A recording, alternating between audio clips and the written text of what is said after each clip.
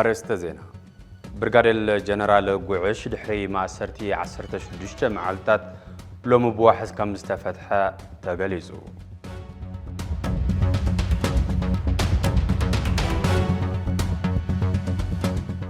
أب تግራይ ዘላቂ ሰላምን ምርግጋዕን ክህሉን ግዳያት ኩናት ፍትሒ ንክረኽቡን ሓቋፋይ ፖለቲካዊ ልዝብ የድል ተባይሉ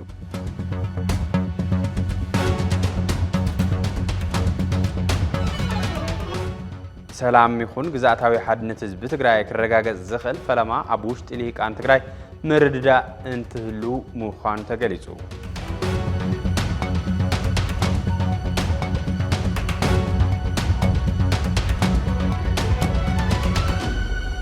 هذا حقنا نخلو زساتفن بهراو زتخكايد له إلنا نأمن زي نتقرأ يدليايو يسجاجراوني political transition ويسلام أو زخنا نايسل تانسكجر نخلون عبي بيتا إذا أمت so سيزته بتعمد لا ينتقرأ هذا عبي مواصيو من قد مواصوني بعلو مواصي من قد مواصي بعلو نملو مواصي كنا بعلو من قدوني ويوني مواصوتي زته مارس يون كلهم بوليتيكاو حيلتات زساتفه حقኛ ብሔራው ዘተ ኣብ ብሔራው ራሓ ትግራይ ማእኸል ገይሩ ዝኸድ ዘተ ክካየድ ኣሎ ካብ ጽልን ካብ ካልኦት ምድፍፋን ነፃ ኮይኑ ክካየድ ኣሎ ኢልና ንኣምን ካልአይቲ ተመዋጾ ሓቋፋይ ኣሳታፊ ዝኾነ ግዜያዊ ምሕዳር ከም ደገና ክመዓራር ክእል ኣሎ ከም ደገና ክመዓራር ክእል ኣሎ እዚ ኣብ بخلت من قدم العالي كاري كلهم بوليتيكا وحيلتها تساتفوا لخواني خلي ويكاب سمياتات زوهادون خواني خلي زيرو حقفا يكون يساتفوا سلام تعنا بالي كبرات تخاتلتنا دمستن تي بي اس تلفزيون نالومي مشات زحزنا يوم زيناتات جميرنا لنا نخت كتاتلنا بخبر نعدم حبيروكم صنح بلا اساس فلما ملختي اغلغلوت فنو تግራይ ناباخم كنبل ድሕሪ ፕሪቶሪያ ኣብ ትግራይ ዝረአ ዘሎ ፖለቲካውን ጸጥታውን ምዕባለ ንህዝቢ ትግራይ ኣብ ክንዲ ፍልፍል ተስፋን ርጉዕ ሰላም ምዃን ፍልፍል ጭንቀትን ጸበባን ምንጪ ስቃይን ሞትን ይኸውን ኣሎ ስምምዕ ሰላም ፕሪቶሪያ ማዕረ ዝሃቦ አንጻራዊ ሰላም ዘጉደሎ ረብሓ ትግራይ ከም ዝነበረን ዘሎን እናተገለጸ እኳ እንተመጸ ብፍላይቲ ኣብ ወንበር ዝሓዙ ፖለቲከኛታት ትግራይ ዝተፈጠረ መሪሕነታዊ ቅልውላው ግን እተን ዝርከበን ተስፋታት ሰላም ሕወይትን ዳግመ ህንጸትን እውን ክሕንሸሻ ምኽንያት እናኾነ መጽ ኣሎ ሕዚ እቲ መሪሕነታዊ ቅልውላው ፍልፍል ሻቅሎትን ቀጻሊ ስጋት ህዝብና ካብ ምዃን ሓሊፉ ነዝውላድን ወላድን ታሪኽ ዝኾነ ህዝቢ ብውሽጢ ግዳይ ዘቤታዊ ሕመቕ ድሕረትን ድንቁርናን ብደገ ድማ ግዳይቲ ናይ ትግራይ መንብርካኽ ክርኢ ዝምነ ሓይሊ ናብ ዝገብር ሓደገኛ ብሔራዊ ተቓላዓይነት ካብ ዝሰጋገር ውዕል ሕድር ኢሉ ኣሎ ይኹን እምበር እቲ ቅድሚ ዘበናዊ ዓለም ሃገረ መንግስቲ ሃኒፁ ብስልጡን ሕብረተሰባዊ ባላ መንግስቲ ነደው ኣቢሉ ዝነበረ ህዝቢ ሕዚ ዕፁ ብኢድ ዘይ መንግስታውያን ሓይልታት ማለት እውን ነንስቴት ኣክተርስ ክውሰን ናብ ዝገብር ዕሩይ ድሑር ፖለቲካዊ መድረኽ እንተኣቱ ይረአ ኣሎ ቲቪኤስቲቪ እዚ ኣብ መሪሕነት ትግራይ ብሓፈሻ ኣብ መራሕቲ ውድብ ሕወሓት ድማ ብፍላይ ዝተፈጠረ ክፍጠር ዘይነበሮ ፖለቲካዊ ኣፈላላይ ዋጋ ከም ዘኽፍል ካብ ሰናይ ጎሓቱ እናገለጸን ክግለጽ እናገበረን ምምጽኡ ዝፍለጥ ኮይኑ ዋላ ሓደ ትግራዋይ ምብዳልን ሓንቲ ንጽል ዓቕሚ ትግራይ ምጉዳልን ብሄር ከም ምብዳል ክሕሰብ ኣለዎ ካብ ዝብል መበገሲ ባይታ ሰላማዊ ቃልሲ ኮይኑ እዩ እናገልገለ መጽኡ ትካልና ምሳይ እንተዘይኮንካ ኣንጻር ኢኻ ኣብ ዝብል ጸሊምን ጻዕዳን ጥራሕ ዝርኢ ፖለቲካዊ ባህሊ ዓድና ተተኺሉ ኣንጻር ኩሎም ብድሆታት ደው ኢሉ ዘይምክፍፋል ዘይምድፍፋእ ዘይምጥፍፋ ዘይምጽልላ ሞዘተ ፈለማ ቅድሚ ኩሉን ንባዕሎም ነቶም መራሕቲ ከም ዝጠቅም ካብ ዝሓሊፉ እውን ህዝቢ ሕመቕ ይጸብቕ ይስነፍ ይጎብዝ መንግስትነት ካብ ዝበሃል ትካል ተረባሓይ ዝተደመረ ዓቕሚ ክኸውን ዓልዩ ሙዕለታዊ ኣጀንድኡ መጠሻን ድልዳለን መንግስትነት ገይሩ ክሳብ ዝዕለት ኣብ ኣየር ኣሎ ይኹን እምበር እቶም መራሕቲ ንሽምግልና ቀሽን ሓጅን ኮነ ንዘተ ሊቅን ደቂቅን እዝኒ ብዘይ መሃብ በብዝሓዝዎ ክንፍን ጽንፍን ነጊዶም እቲ ዝተፈጠረ ክፍፍል ናብ ዝተፈላለዩ ስትራቴጂክ ትካላት እታ ብሄር ዋላ እውን ክሳብ ስድራ ቤት ክልሑክ ገይሮም ሕዚ ከም ህዝቢ ኣብ ዝጸሉ ሓደጋ ምብትታን ንኽንርከብ ምኽንያት ኮይኖም ኣለው እዚ ህዝቢ እዚ ውላድ ክሃብ እንትበሃል ሂቡ ስንቅኻ ኣቕርብ እንትበሃል ኣቐሪቡ ዕጥቅኻ ረክብ እንትበሃል ረኪቡ ነዚ መሪሕነት ዝኣሚኑ ዝከኣሉ ኩሉ ገይሩ ሕዚ እውን ዝኾነ ህዝቢ ክስኮመ ይኽእል ምዃኑ ብዘጠራጥር መድረኻዊ ፈተና እናሓለፈ እንተሎ እቶም መራሕቲ ግን ጸርፍን ምድሃልን መስርሕ ፖለቲካዊ ገይሮም ይኸዱ ኣለው እዚ ኩነታት እዚ ነቲ ካብ ደገ ክመጽእ ዝኽእል ዝግመት ተጻብኦ ሰፊሕ በሪ ካብ ብምኽፋቱ ዝያዳ ነቲ ኣብ ውሽጢ ተደጊሉ ዘሎ ዘይተኣደነ መረረት ዘይተነብዐ ሓዘን ዘይተሓበሰ ንብዓት ሕቶ ልምዓትን ጠለብ ሓድሽ መድረኽን ብዘይ ተቆጻጸሮ መንገዲ ካብ ምብራዑ ብተወሳኺ መንእሰይ ትግራይ ትሕት እንትብል ኣብ መራሕቱ ልዕል እንትብል ኣብ ዓዱ ተስፋ ቆሪጹ ንፋስ ዓውዲ ክወስዶ ይገብር ኣሎ ከም ውጽኢቱ ድማ ስደት መናእሰይን ደቂ ኣንስትዮን ብርሰሰብ ሃፍትን ምሁራትን ሕዚ ዓበይቲ መግለጽታት ተዓዲ ይኾኑ ኣለዉ እቶም ብቐሽን ሓጅን ዝተሸምገሉ ኾነ ብሊቅን ደቂቅን ክላዘቡ ዝተገበሩ እሞ ምላሾም ስረይ ስረኻ ዝኾኑ ነዚ ታሪኻዊ ህዝቢ እዚ ክመርሑ ዕድል ዝረኸቡ ወገናት እዚኦም ባእሶም ጎነጾምን ህልኾምን ነድሮምን ንባዕሎም እውን ትጠቀመ ይተረኣየን ሕወሓት ዝኣክል ታሪኻዊ ውድብ ኣብ 2-3 ከፊሎም ሕጋውን ታሪኻዊ መንነቱ ኣብ ሕቶ እትዮም ከማ ሃይበሉን ትዲኤፍ ዝኣክል ብደም ህዝቢ ትግራይ ዝተሃነጸ ሓጹር መንነት ዋልታ ህላውን ዝኾነ ትካል ኣብ 2-3 ከፊሎም ድንግጸ ይብሉን ገለገሊ እንተን ሓንሓት ውድባት ከምሾማ እናተጓዓመጫ 2-3 እናኾና ካብ ትእምት ክሳብ ማልት ካብ ኣክስዮን ክሳብ ዕቁብ ካብ ገጠር ክሳብ ዲያስፖራ ከፋፊሎም እውን ኣነ ንስኻና ባሂሎም እውን ከም ለምኳ ልክዕ ኮይና ይንፈልጥን ዝብሉ ኣካላት ሕዝውን ምሕጽንታ ትቢኤስ ካብዞም ፖለቲካዊ ደንብታት እዚኦም ፍሉይ ረብሓ ዘይረክብ ሓፋሽ ህዝብን መልእኽቱ ሓንቲ እያ መልሲ ንግበር ዝብል ናይዚ ኩሉ ሽግርን ብሄር ሒዙ ዝጠፍእ ሓደገኛ ወፍርን መፍትሒ መልሲ ምግባር እዩ ካብ ጽንፍን ክንፍን መልሲ ንግበር ካብ ንሕና ንሶምን መልሲ ንግበር ካብ ጸለመታት ተነጽሎታት ምድፍፋኣት ሰምውጻኣት ሓሶትን ጸርፍታትን መልሲ ንግበር ካብ እምባይ እምባኻ ካብ ስረይ ስረኻ መልሲ ንግበር ምስ ሓውካ ተባኢስካ እምባ የለን ንሓውካ ደፊእኻ ስረ የለን ሓውካ ዘይብሉ ደንበ የለን ስለዚ ካብ ዝፈላልዩ ናእቶም ዘቀራርቡ ናይ በዝሑ ኢልካ መልሲ ምግባር ካብ ታሪኻዊ ተሓታትነትን ሕልናዊ ስብራትን የድሕን ጥራሕ ዘይኮነ ህይወት ነብሲ ወከፍ ትግራዋይ ናይ ምድሓን እቲ ዝለዓለ ተግባር እውን እዩ ህዝቢ ዝብሎ ብኽፉት ልቢ ምስማዕ ምስ ደቂ ብሄርካ ምስምማዕን ነዚ ድማ ናብ ልዚ ምምጻእ ህልው መድረኽ ዘሳግር ብሕታዊ መፍትሒ እዩ ኢልና ንኣምን እዚ እምነት እዚ እምነት ኩሎም ንሰሜን ኮነ እንደው ገጾም ዝገብሩ ሓይልታት ብዘይ ምዃኑ ህዝቢ እቲ ዝመረረ ዋጋ ይኸፍል ኣሎ እዚ ገና ዘይተሓሰበ እንተተሓሲቡ እውን ዘይተጀመረ ቅዋም መራሕቲ እንተገደደ ሎሚ ክሳብ ሕዚ ክጅመር ኣለዎ ዝብል እምነት ኣለና ጸለመታት ተነጽሎታት ምድፍፋኣት ስምውጻኣት ሓሶትን ጸርፍታትን ይኣክል ፈታዊኻ ጸላኢኻ ንምግባር ዝግበር ትጉህ ምንቅስቓስ ደው ይበል በብዕለ ጸላኢ ንምፍራይ ዝግበር ምልሕሓጽ ይኾኖ ኩሉ ንድሕሪት ገዲፍካ ናብ ዘተን ምርድዳእን ናብ ምስማዕን ምስምማዕን ምምጻእ ግዜ ዘይህብ ጉዳይ እዩ እዚ ብምግባር ትግራይ ካብ ውሽጢ ምፍራስ ኮነ ካብ ደገ ምፍራስ ክድሕን ንወስን TBS ኤዲቶሪያል ብርጋዴር ጀነራል ጉዕሽ ድሕሪ ማእሰርቲ 16 መዓልታት ሎም በዋሕስ ከም ዝተፈትሐ ተገሊጹ ኣዘራራቢ ማእሰርቲ ነበር ኣዛዚ ኣርሚ 15 ዝኾነ ጀነራል ጉዕሽ ገብረ ናብ ስሩዕ ቤት ፍርዲ ከይቀረበን ስድራ ቤቱ ብቐጥታ ክረክብ ኣይከኣለን 16 መዓልቲ ቁፂሩ ሎሚ በዋሕስ መፍትሑ ካብ ኣባላት ስድሩ ዝረኸብናዮ ሓበሬታ መላኺቱ ትሕት ሕጊ እምበር ልዕሊ ሕጊ ዝኾነ ሰብ ብዘይ ምህላው ጀነራል ጉዕሽ ከም ዝኾነ ሰብ ክጥርጠር ክኽሰስን ኣብ ሕጊ ክቐርብን ግድን እዩ ዝበሉ እቶም ሃብትሪቶ ተኸሳሳይ ክረኽቦም ዝግባእ መሰረታዊ መሰላት ከይረኸበ ምጽንሑ ግና ቅርታ ከም ዝፈጠረሎም ገሊጾም ጉዳይ ጉዕሽ ሕግን ስርዓቱን ተኸቲሉ ክረአ ድምጽኹም ንዘስማዕኹም ይቐኒልና ክብሉ ኣባላት ስድራ ቤቱ ገሊጾም ኣለዉ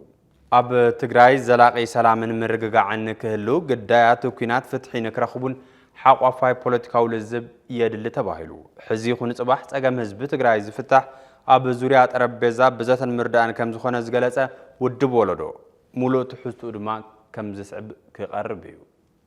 ኣብ ኩሉ ዕድመ ክልል ዘሎ ትግራዋይ ሰላም ይብህ ገሎ ኢሉ ዝጅምር መግለፂ ውድብ ወለዶ ኣብ ቆላይ ይኹን ኣብ ደጉዓ ዝነብር ህዝብና መጻኢ ዕድል ትግራይ ብሰላም ይረጋገጽ እናበለ ይዝምረሎ ኢሉ ሰላም ሕርያ ህዝቢ ትግራይ እዩ ሰላም መዝሙር ህዝቢ ትግራይ እዩ ረብሓ ህዝቢ ትግራይ ዝረጋገጽ ሰላም እንትነግስ እዩ ሰላም ምድላይ ፍርሒ ይኮነን ኣብ ምብትታን ዝርከብ ብሄር ዝድሕን ብሰላም ምዃኑ እውን ገሊጹ ዝተመዛበለ ህዝብና ናብ መረበቱ ዝምለስ ብኩናት እንተይኮነስ ብሰላም እዩ ካብ ህዝቢ ዝምዘዝ መንግስቲ ዝትከል ሰላም እንትህሉ እዩ ግዝኣታዊ ሓድነት ዝረጋገጽ ኣብ እዋን ሰላም ብሰላማዊ መስርሕ ጥራሕ እዩ ሕርያ ህዝብና ሰላም ስለ ዝኾነ ውድብ ወለዶ እውን ንሕርያ ህዝቢ ይቕበል ከም ህዝቡ ንሰላም ይጽውዕን ሰላም ንምንጋስ ብሰላማዊ መንገዲ ቃለስን ኢሉ ወሲኹት መግለጺ ካብ ሰላም ወጻእ ዘሎ መማረጺ ሕርያ ደሪቆም ናይ ዝቐረዩ ውሕዳት ገበነኛታት እዩ ብምባል ዝገለጸ እንትኸውን በይኖም ዝመረጽዎ ኩናት ንባዕሎም እውን ከድሕኖም ይኽእልን ኢሉ ሓንቲ ጥርት ትብል ብሄራዊ ዕላማ ኾነ ህዝባዊ ደገፍ ዘይብሉ ኩናት ምውላዕ ማለት ባዕልኻ ትቕበረሉ መቃብር ምኹዓት ማለት ከም ዝኾነ ሓቢሩ ኣብዚ ሕዚ ግዜ ትግራይ ካብ ወሮ ኩናት ሓሊፋ ናብ ኩናት ንምእታው ኣብ መንገዲ ደላ ዝበለት ውድብ በዓል ዋና ዝኩናት ብቁጽሪ ውሕዳት ግን ብኣፎሙስ ትግራይ ክንሕዚና ዝብሉን ኣብ ኩናት ክሕብኡ ዝደልዩ ናይ ኩናት ነጋዶ ዝወልዕዎ ኩናት እዩ ክብል ገሊጹ እዚ ንኽጅመር አንጃቢቡ ዘሎ ሓደጋ ኩናት ንጸገም ህዝቢ ትግራይ ፖለቲካዊ መፍትሒ ዘዋልድ ዘይኮነስ ንህዝብና ዝበታትን ናይ ቀቢጸ ተስፋ መንገዲ እዩ ኢሉ ካብ መከራ ናብ ዝኸፍአ መከራ ዘሰጋግር ኣዋጅ ከም ዝኾነ እውን ገሊጹ ድሮ ካብ ሰንኪ ወረ ኩናት ዝፈጠሮ ኩሉ መዳይ ቀውስን ዘይምርግጋዕን ስሱዓት ነጋዶ ኩናት ነቲ ኩናት ተበሊጾም ህዝብና ኣደዳ ናህሪ ዋጋ ዕዳጋን ሕጽረት ጥረ ቅርሽን ክኸውን ይገብርዎ ኣለዉ ኢሉ ውድብ ወለዶ ትግራይ ንኩውላዕ ተሓሲቡ ዘሎ ኩናት ናይ ህዝቢ ደገፍ ዘይብሉ ኩናት ጥራሕ እንተይኮነስ ዓለም ለኸ እውን ሕጋዊ ቅቡልነት ዘይብሉ ሕርያ ገበነኛታት እዩ ኢሉ ይኣምን ኢሉ ኣብ ትግራይ ዘላቂ ምርጋዕ ዝፍጠር ብሓቋፋይ ፖለቲካዊ ልዝብ እዩ ግዳያት ኩናት ፍትሒ ዝረኸቡ ተኣማናይ ስርዓተ ፍትሒ ክትከል ከሎ እዩ ህዝባዊ ረብሓ ትግራይ ብዘይውዕል ሕደር ብምሕካም ሰላም ይንገስ ህዝብና ምስ ካልኦት ህዝብታት ሓቢሩ ምንባር ዝኽእል ሓበራዊ ረኣይ እንትላበስ እዩ ሓበራዊ ረኣይ ዝህነፅን ዝውነንን ድማ ብኩናት እንተይኮነስ ሰላም ክነግስ እንከሎ እዩ ኢሉ ሕዚ ይኹን ጽባሕ ጸገም ህዝቢ ትግራይ ዝፍታሕ ኣብ ዙርያ ጠረጴዛ ብዘተ ምርዳእን እዩ ውድብ ወለዶ ትግራይ ተወሊዑ ዘሎ ጎንፂ ዘላቂ ፍታሕ ዝረክብ ኣፈሙዝ ብፖለቲካዊ ዘተ ክትካእ ከሎ ኢሉ ከም ዝኣምን ሓቢሩ ስለዝኾነ ድማ ውድብ ወለዶ ትግራይ ኣብ ምጥፋእ ዝርከብ ብሄር ንምድሓን መንግስታት ዓለም ለኸ ትካላትን ንሕርያ ህዝቢ ትግራይ ደግፈን ኣድላይ ዝበሃል ሕጋዊ ስጉምቲ ክወስዳ ይጽውዕ ኢሉ ንሕርያ ህዝቢ ትግራይ ፍልጦ ብምሃብ ሰዋና ዝኾኑ ናይ ኩናት ተዋሳእቲ ካብ ጦረኛ ተግባሮም ንኽቁጠቡን ንሰላማዊ ልዝብ ዕድል ክውን ውድብ ወለዶ ትግራይ ኣጥቢቁ ከም ዝሓትት ገሊጹ ስምምዕ ሰላም ፕሪቶሪያ በሰላማዊ መንገዲ ክፍጸም ዝገበርናዮ ቃልሲ ንጉጅላዊ ረብሓ ብዘቀድም ሓይሊ ተዓናቂፉ ናብ ውግእ ተሰጋጊሩ ክብል ምንቅስቃስ ደለይት ለውጢ ትግራይ ዝተባሃለ ውዳበ ኣብ ዘውፅኦ መግለጺ ሓቢሩ እቲ መግለጺ ከም ዝስዕብ ክቐርብ እዩ እዋናዊ ኩነታት ኣመልኪቱ ካብ ምንቅስቃስ ደለይት ለውጢ ትግራይ ዝተዋሃበ መግለጺ ህዝቢ ትግራይ ስምምዕ ሰላም ፕሪቶሪያ ስዒቡ ዝተረኸበ ሃዋህው ሰላም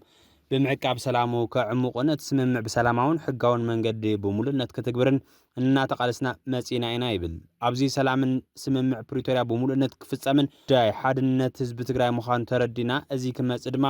እቲ ንልዕሊ 30 ዓመት ጸንሐ ፖለቲካዊ ምሕደራ ይመዓራረ ሓድነት ህዝቢ ትግራይ ብኻሊእ ኣግባብ ኣይመጽን ኢልና መወጊትና ኢና ይኹን እምበር ጉጅላዊ ህልውናውን ረብሓታቱን ኣብ ሰላምን መላእ ህዝቢ ትግራይ ዘሳተፈ ፖለቲካዊ ምሕደራ ምትኻልን ክረጋገጽ ዘይኽእል ሓይሊ ኩሎም ዓቕምታት ትግራይ እናበተነን ጸረ ሰላም ተግባራትን ጽምዶታትን እናፈጸመን ድሕሪ ምጽናዕ ዝኾነ ይኹን ህዝባዊ ዕላማ ዘይብሉ ናይ ሓደ ጸቢብ ጉጅለ ስልጣን ረብሓን ምሕላው ዕላምኡ ዝገበረ ኩናት ከፊተሎ ይብል ምንቅስቃስ ደለይት ለውጢ ትግራይ እዚ ጉጅለ ነቲ ንጸረ ሰላምን ህዝብን ተግባራቱ በመቋም ናብ ወሰናት ትግራይን ዓፋርን ዝኸደ ሓይሊ ሰላም ትግራይ እውን መጥቃዕቲ ብምፍጻም ኩናት ሕድሕድ ከፊተሎ ክብል ከሲሰሎ ነዚ ዝወልዑ ኩናት ህዝባዊ ንምግባር ድማ በዓሉ እናተዓናቅፎም ዝመፀ ህዝባዊ አጀንዳታት ከም ጉልባብ ክጥቀም ይሰርሓሎ ይብል መግለጺ ምንቅስቃስ ደለይት ለውጢ ትግራይ እዚ ጸረ ሰላምን ህዝብን ጉጅለ ኣብ እንግዳዓ ህዝቢ ትግራይ ክሳብ ዝቀጸለ ኣብ ትግራይ ሰላም ሓድነት ልምዓት ይኹን ዲሞክራሲ ዘይሕሰብ እዩ ዘላቂ ህልውና ህዝቢ ትግራይ እውን ናብ ከቢድ ሓደጋ ኣእትዩ ኣሎ ይብል ስለዚ ህዝቢ ትግራይ ንምድሓን ህልውኑ ንምቕጻልን እዚ ዓንቂ ብሄር ዝኾነ ጉጅለ ምእላይ መማረጽ የብሉን ይብል ብምዃኑ ድማ ህዝቢ ትግራይ ነዚ ጉጅለ ካብ እንግድዑ ንምእላይ መዝቃለስ ኩሎም ሓይልታት ተሰሊፉ ብምቅላስ ንበዓሉ ከድሕንን ካብ ኣርዑ ጭቆና ዝገበረኛ ጉጅለ ሓራ ክወፅን ጻውዒትና ነቕርብ ይብል ምንቅስቃስ ደለይት ለውጢ ትግራይ ሰራዊት ትግራይ ዋላኳ ብዙሓት ኣካይዳታት ጉጅለ እንተዘይኣመንካሉን በብእዋን ተቃውሞታት ከናገለጽ እንተመጸኻ ብዝተፈላለዩ ምኽንያታት ኣብ ትሕቲ እዚ ናይ ድሕረት ጉጅለ ተቆሪንካ ምጽናሕካ ንርዳእና ዝጸረ ሰላምን ህዝብን ጉጅለ ዝተሰለፍካሉ ዕላማ ኣስሒቱ ጀግንነትካን ዓወትካን ሓንሽሹ ቀጸላይ ተስፋኻ ኣማሚሙ መስሕዋትካን ህዝብኻን ከተረፈ ኣዋጊ ብመስዋዕትካ ጉጅላዊ ስልጣን ረብሑ ንክረጋገጽ ናብ ዘይምልከተካ ኩናት ይጥቅጥቀካሎ ይብል እቲ መግለጺ አንጻር ህዝባዊ ዕላማኻ ሰብ ብዘይብል ከንቱ መስዋዕቲ ክትኸፍል ድማ ይገብረካሎ ይብል ስለዚ እዚ ናይ ድሕረት ጉጅለ ዝበሎ ዘውርዶም ትእዛዛት ህልቄትን ብምግባል ናብ ዝመረጽካ የተወዲብካ ይኹን ብውልቅኻ ብምኻድ ንበዓልካ ካብ ከንቱ ሞት ንቤተሰብካ ካብ ተደራራቢ ሓዘን ንትግራይ ድማ ናብ መወዳእታ ዘይብሉ ኩናት ካብ ምእታው ክትድሕን ጻውዒትና ነቕርብ ይብል ምንቅስቃስ ደለይት ለውጢ ትግራይ ሰላም ይኹን ግዛእታዊ ሓድነት ህዝቢ ትግራይ ክረጋገጽ ዝኽእል ፈለማ ኣብ ውሽጢ ልሂቃን ትግራይ ምርድዳእ እንትህሉ ምዃኑ ተገሊጹ ነባር መሪሕነት ህወሓት ገዲም ተጋዳላይ ስዬ አብርሃ ኣብቲ ምስ ኣክሱማውያን ሚድያ ዝነበሮ ሰፊሕ ጻኒሒት ሕዚ ኣብ ትግራይ ኣጋጢሙ ዘሎ ብሄራዊ ሓደጋ ፍልፍሉን ዘላቂ መፍትሑን ኣመልኪቱ ውልቀ ርእይቱ ኣቕሚጠሎ ስዬ አብርሃ ደቂ ትግራይ እንኮላይቶም ኣብ ፕሪቶሪያ ኸይዶም ታሪኻዊ ስምምዕ ዝፈረሙ ወገናት ኣብ ትግራይ ሰላማዊ ቃልሲ ዝገብርሉ ዕድል ተኸሊኦም ምህላዎም ዘጉህ እዩ ዝበለ ኮይኑ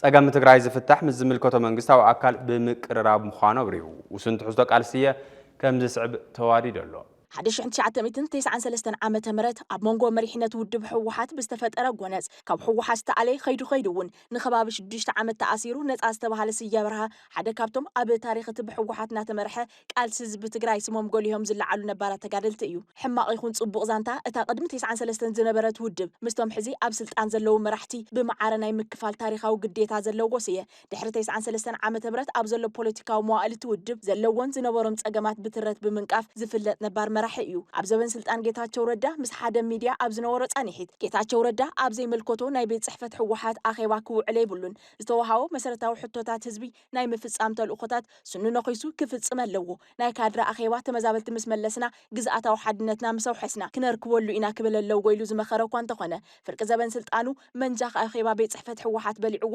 ዳርጋ ብዘይ ምንም ስራሕ ዘበን ስልጣኑ ዘብቃዕ ጌታቸው ረዳ ሕዚ ኮይንካ እንትርአ ስየ ክስማዕ ዝነበሮ ቃል ተዛሪቡ ነይርልካ ክትሓስብ ዝገብር ኮይኑ ኣሎ ቅድሚ ተመዛባላይ ምምላስ ዝመጽእ ኣጀንዳ የለን ካብ ምውሓስ መሬት ትግራይ ዝዓቢ ዛዕባ የለን ክብሉ ዘይከኣሉ ኣብ መንጎ ጌታቸውን ታደሰ ወረደን ኣብ መንጎ ጻድቃንን ፍስሐ ማንጁስን ዝተባሃሉ ተጋሩ መራሕቲ ቀይሕን ጸሊምን ነዊሕን ሓጺርን ክብሉን ሕብሪ ዓይኖም ሪኦም ከዕብን ከንእሱን 3 ክባር ዓመታት ከም ሓንቲ ሰከንድ ዝለቕመጹ መራሕቲ ሕዚ እውን ድሕሪ 3 ዓመት ድሕሪ ምጉዳል ብዙሕ ዓቕሚ ብሄር ትግራይ ክትስከሞ ናብ ዘይትኽእል ውግእ እንትኣቱ ወይ ክትኣቱ ግድን እንትኾኑ ተራእየሎ ኣብዚ ከም ዝበለ ሓውን ሓው ከተረፈ ዘዳም መድረኽ ክንደይ ነጋዳይ ውግእ ነዚ ሕማቕ ተርእዮ ይጽበ ከም ዝነበረ ኣብ ዘንሕልፋ 3-4 መዓልቲ ዝተረእየ ሃረምርም ርኢኻ ምርዳእ ይከኣል ይኸውን እንተኾነ ትብኤስ ሓዊሱ ኣይፋል ንኹናት ዝበሎ ኣብራኽ ትግራይ እውን ቀሊል ግምት ዝወሃቦም ኣይኮነን ናይዚ ምድብ እዚ ኣካል ዝኾነ ተጋዳላይ ስየ ብርሃ ጸገም ትግራይ ዝፍታሕ ብኹናት ዘይምዃኑ ኣብ ዘብረ ሰፊሕ ሓተትኡ ኣብ ትግራይ ጫፋት ብምፍጣር ዝኸሰሶም ኣካላት ኣለዉ ትግራይ በዞም ሕዚ ዝሃሉ ዝጉዕሩን ዝፍክሩን ዘለዉ ልዕሊ ኮር ክትጠፍእ እምበር ክድሕነይ ትኽእልን እንትብል ዝገለጸ ኮይኑ ቅድሚ ዓመት ድሕሪ ቅዋም ጥሪ 15 እውን ተመሳሳሊ ርእይቶ ሂቡ ካብቶም ዝውቀሱን ዝንቀፉን ዝነበሩ ገሊኦም ምላሽ ተዋሂቦም ምንባሩ ይዝከር ኣብ ትግራይ ሕዚ ውግእ ክውላዕ ምግባር ነታ ዝተረፈትና ትግራይ እውን ክንስእና እምበር እንረኽቦ ረብሓ የለን ዝብል ቅዋም ዘለዎ ስየ ብርሃ እዞም ሕዚ ብጉልባብ መኸተ ትግራይ ዝፍክሩ ዝግዕሩን ዝሃሉን ዘለዉ ኣዘዝ ሰራዊት ካብ ውግእን ዕግርግርን ስለ ዘትርፉ እምበር ትግራይን ህዝባን ዝረኽብዎ ረብሓ ስለ ዘሎ ይኮነን ክብል ወቂሱ ኣታሒዙ ድማ ነቲ ዓመት ሙሉእ ኣጀንዳ ኮይኑ ዝነበረ ጉዳይ ጽምዶ ጠቂሱ ዝተቃወመ ኮይኑ ኣብ ውግእ ምስ ዝነብር ካብ ውግእ ብዙሕ መክሰብ ንኽረክብ ምስ ዝህንጠ ገበነኛ ህግደፍ ጽምዶ ምፍጣር ማለት ንህዝቢ ትግራይ ጥፍኣት እምበር መዋጽኦ ክኸውን ይኽእልን ብምባል ነቲ ብብርክት ዝበሉ መሪሕነት ሕወሓትን ገለ ኣዘዝ ሰራዊት እትርክብ ናይ ህዝቢ እዩ ዝብል ተቃይሙ ናይ ህዝብታት እዩ ጥራሕ ዘይኮነ ኣብ ዝቐንያት ካብ ዝነበረ ቃለ ምልልስ ጀነራል ብርሃነ ነጋሽ ብምብጋስ እኳ እንተርኢና ተጋደልቲ ኢና ምስ ዘዋፀና ድማ ክንጸምድ ግቡእ እዩ ዝብሉ ቃል ብምውሳድ ስየ እዚ ንመስርሕ ጽምዶ ዝፈቐዱ ጉጅለ መሪሕነት ትግራይ ንዝፈጸምዎ ገበን ካብ ተሓታትነት ንምብላጥ ዝጀመርዎ እምበር ዋጋ ከም ዘይብሉ ኣጸቢቖም ይፈልጡ እዮም ክብል ወቂሱዎም ንትግራይን ህዝባን ናብ ዳግመ ዕፅዋን ክባን ንምእታው ልዕሊ ኮር ዘሳውርዎ ዘለዉ ውግእ ኩሉ ትግራዋይ ብሓባር ኣንጻሮም ደው ኢሉ ከፈሽሎ እንተዘይክኢሉ ዝኸፍአ እምበር ዝሐሸ ግዜ ይኮነን ዝመጽእ ዘሎ ዝበለስ እየ ሕዚ ትግራይ ንምድሓን ሰራዊት ትግራይ ፍሉይ ሓይሊ ሰላም ትግራይ ኩሎም ኣካላት ጸጥታ ትግራይ ሕብረተሰብ ትግራይ ኩሎም ተቃውምቲ ውድባት ብዘይሌላን ጉሌላን ብሓባር ኣብ መስመር ምድሓን ትግራይ ሰሚሮም ኣንጻር እቶም ውሕዳት ልዕሊ ኮር እንተዘይተቃሊሶም ትግራይን ህዝባን ክወጽዎ ናብ ዘይክእሉ ዝኸፍአ ጸገም ከም ዘውድቕ ምፍላጥ ኣገዳሲ እዩ ክብል ተዛሪቡ ልዕሊ ኮር ንሰራዊት ትግራይ ተጠቂሞም ዘካይድዎ ዘለዉ ከቢድ ስርቅን ዕንወትን ደው ክብል እንተተደልዩ ሰራዊት ትግራይ ወይ ንግዚኡ ሓዲግዎም ክኸይድ ኣለዎ ወይ ከዓ ናብ ፍሉይ ሓይሊ ሰላም ትግራይ ተጸምቢሩ ሓቢርዎም ትግራይ ንምድሓን ግዜ ከይወስድ ክቃለሱ ኣለዎም ካብ አንደበት ስየ ዝተሰምዐ ቃል እዩ ቀፂሉ እውን ንዝቀደመ ግዜያዊ መንግስቲ ብሻምበቆ ብረት ተሓጊዙ ዕልዋ መንግስቲ ዘካየደ ዕጡቕ ሓይሊ መንግስቲ ክኸውን ይኽእልን ክብል እቲ ግዜያዊ ምምሕዳር ዘለዎ ቁመና ገሊጹ ሕዚ ንትግራይ ዝመርሓ ዘሎ ኣካል ኣይፍለጥን ብምባል ትግራይ ዝገጥማ ጸገም ናይ ሓይሊ ማእኸል ካብ ምስኣን ከም ዝብገስ ዘበርህ እንትኸውን ብኣብነት እንተረድእ ድማ ሕወሓት ኢና ባህልትን ልዕሊ ኮር ኢና ባህልትን ግዜያዊ መንግስትን ኩሎም በብኣንፈቶም ዝመርሕዋ ዘለዉ ትግራይ በዚኦም መዋጽኦ ክትረክብ ያልካ ምሕሳብ ፍጹም ዘይሕሰብ ስለ ዝኾነ ኩሉ ብዘይፈላላይ ሰሚሩ ክቃለስ ይግባእ ክብል ናይ ቃልሲ ጻውዒት ተቕሪቡ ኣብዚ ቅንያስ ተኻየደ ውግእን ዘስዕቦ ኪሳራን ዝሕተተሉ መን ምዃኑ ኣይፍለጥን ከመያታ ግሪክ ፊኒክስ ሓውያ ትፍጥር በትሓው ድማ ትጠፍእ ክንጠፍእ ኣይትጠፍእን እንደገና ካብ ማእኸል ሓዊ ለግለግ ኮይና ትውለድ እዩ ዝብል እቲ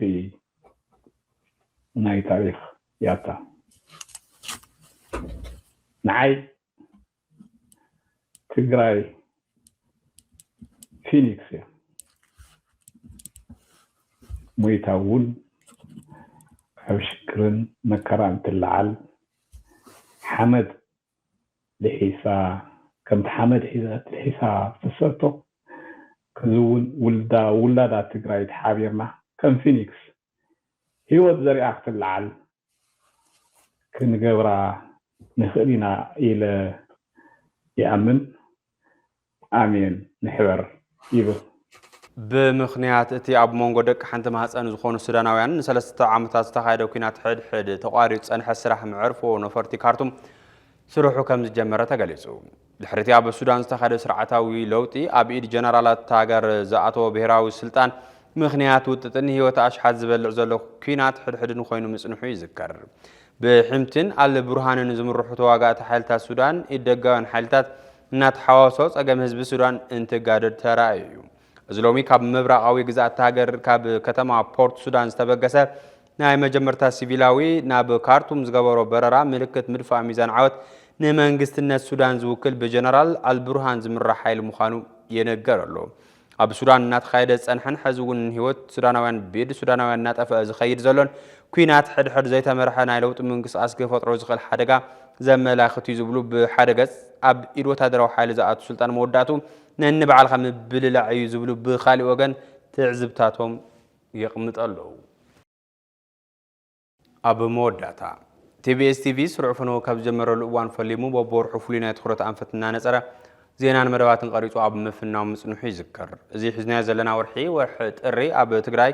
نزحلفو 5 عامታት ዝቀጸሉ ዓበይት ህዝባዊ ጸገማት ህዝቡን ስፍሓትን ዕምቆትን ወሽኾም ይኸዱ ምህላዎም ጽዕቡ بكندو أبليه كانن بوليتيكينياتن تعد زرعي زلو كم سبن سبعوي لعلنا مكببارن كم عدد ما نزاتن بهراو مردان عنكف زخونك آلاتن زي الدوب عن دبتاتن كأرمو أبمت حساب تخرط غيرنا لنا تقرأي كاباتياتو زل خلو مداوز أقم كتوز سنة هزبنا أنا بقبو كبرو كملسن أب منغو أحوات زهلو سنة أقداسو قال عاسمي يبولون جن عاسمي سبرب هلعلو خلو دما قال تاريخي حزي أبس أقم أبزلا تقرأي فسيمو كله زينا برو باري مصللام ننبعل خمت قعوزتن لومي بوليتيكاو ربحا زمزغب خاز مسلكا بوليتيكاو نصبرااتن تخونو اب تاريخ حريغو موز خد قرتاتات نات حزبي اب قصال زور مطففا ينبر ولو زيدبو اندبتات نهلو مدرخ زلو معناو غدب بعلتو نوريو زلنا معات حزبنا اخول مسكرنت خوينو بزي مخنيات قمنا بهرنا يدغد فيتن حادغان نمكل خال موترف اب وشت نزفطور زبيتاوያን ጸገማቱ ንምላይ ዘخقمنا يحصلو حسب خبنات عن سرعات المجلس نسب كم سب مخبر بمخنيات بوليتيكاو وامن وجنان كبر سب زي متنكاف وزات كبر عدن حزبن كم حلاوي قصر زي ببعلت عد زفرس زلو حدقنيا بهالي قرف لو من بالصعب تحسو كنا العلوينا تقرواي عدوي تدفري حفتي من ما ينخياي من سيقد اللي يتصدفي سب عرري بعيري كدودي ولو ما أسوأ خفيلهم تقرواي النتو عدو هزو سلام خوينو كنبر أنا مسوأت بخونني موالهم لزحز وزحنا إنينا لزحز نحقوس لنا يو لزحز مرعا وزحنا إنينا سم تدي حلفو عبزي ما زحنا إما دقيمة دقاقيمة خبري موقوسي لأثاتهم يكون يكون دالي أتم سبب أبو خوركم كله فتحيل تقرواي هولنا تقرواي بسفحتي كيساي